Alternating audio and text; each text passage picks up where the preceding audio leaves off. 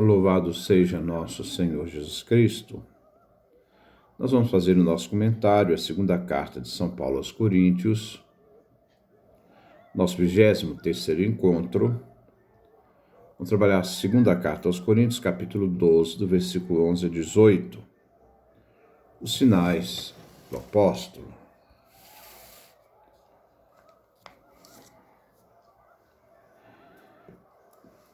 Procedi como louco, mas foram vocês que me forçaram. Eram vocês que deviam me recomendar. Pois agora,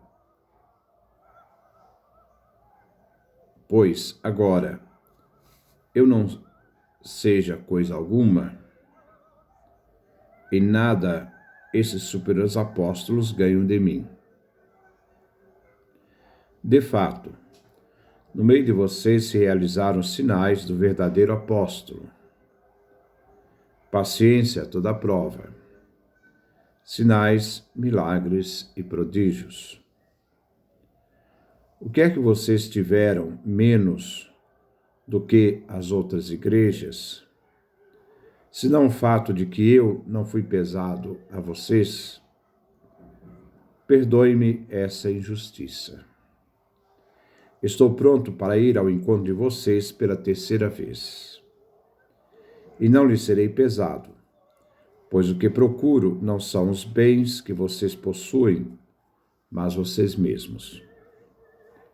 Não são os filhos que devem acumular bens para os pais, mas sim os pais para os filhos. Quanto a mim, de boa vontade, me desgastarei totalmente em favor de vocês. Será que, dedicando-lhes mais amor, serei por causa disso menos amado? Tudo bem, dirão alguns. Eu não fui pesado a vocês, mas esperto como sou, eu os conquistei com fraude. Por acaso eu os explorei através de alguns daqueles que enviei a vocês? Pedi a Tito que fosse encontrar vocês e com ele enviei o irmão. Será que Tito explorou vocês? Será que não caminhamos no mesmo espírito e não seguimos os mesmos passos? Este é o texto que nós vamos refletir no dia de hoje. Vamos fazer então o nosso comentário. Versículo 11. Procedi como louco, mas foram vocês que me forçaram. Eram vocês que deviam me recomendar. Pois embora eu não seja coisa alguma, em nada esses superapóstolos ganham de mim. Paulo, nestes versículos, justifica e desculpa sua atitude. Foram os coríntios que forçaram a Paulo tomar esta justificativa. Ele em nada é inferior aos superapóstolos. Novamente, Paulo retoma o argumento de que nada é, confrontando então a sua fraqueza, com a sua missão diante de Deus e dos coríntios. Versículo 12. De fato, no meio de vocês se realizaram sinais do verdadeiro apóstolo. Paciência a toda prova. Sinais, milagres e prodígios. Paulo apresenta uma nova prova da autenticidade de seu ministério apostólico. São sinais do apóstolo que ele mesmo executou na igreja de Corinto. Sinais, milagres e prodígios e paciência a toda prova. Eles confirmavam o ministério apostólico de Paulo. Refere também aqui às suas pregações inspiradas pelo Divino Espírito Santo. Versículo 13. O que é que vocês tiveram menos do que as outras igrejas, senão o fato de que eu não fui pesado para vocês? Perdoe-me essa injustiça. Paulo dedicou sua vida com intensidade na igreja de Corinto. Esta igreja em nada era inferior às outras igrejas fundadas e trabalhadas pelo apóstolo. A única exceção é que na igreja de Corinto, Paulo não aceitou nenhum auxílio para o seu sustento pessoal. Ele não foi pesado para a igreja de Corinto. Se o que o Paulo disse sobre isto for sentido como ato de injustiça, ele pede aos coríntios que o perdoem. Versículo 14. Estou pronto para ir ao encontro de vocês pela terceira vez. E não lhes serei pesado, pois o que procuro não são os bens que vocês possuem, mas vós mesmos. Não são os filhos que devem acumular bens para os pais, mas sim os pais para os filhos. Neste versículo, Paulo refere a sua terceira viagem à cidade de Corinto. Mas ele novamente afirma de que não quer ser mantido por esta comunidade, para não dar razão aos superapóstolos que viviam e ali exploravam a igreja de Corinto. Ele não quer os bens dos coríntios, mas a salvação deles. Ele traz uma nova argumentação do porquê não quer a ajuda econômica dos coríntios, pois são os pais que devem acumular bens aos filhos e não os filhos aos pais, visto que Paulo afirma que ele é o pai da igreja de Corinto, o seu fundador. Versículo 15. Quanto a mim, de boa vontade, me gastarei e me desgastarei, totalmente em favor de vocês.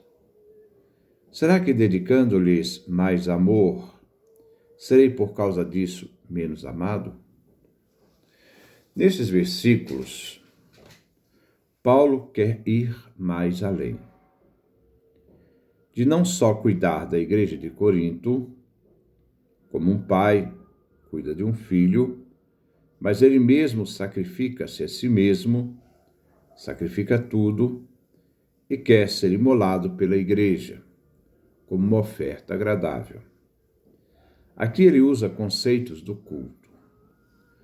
Paulo, se tornando uma oblação, uma oferenda, quer ser imolado e, dessa forma, se tornar um intermediário da graça divina e do seu sacrifício para alcançar a salvação dos fiéis.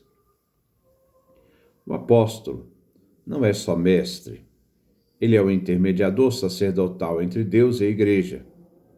Ele faz esta mediação. Versículo 16. Tudo bem, dirão alguns. Eu não fui pesado a vocês, mas esperto como sou, eu os conquistei com fraude. A igreja de Corinto tem consciência de que Paulo não lhes foi pesado.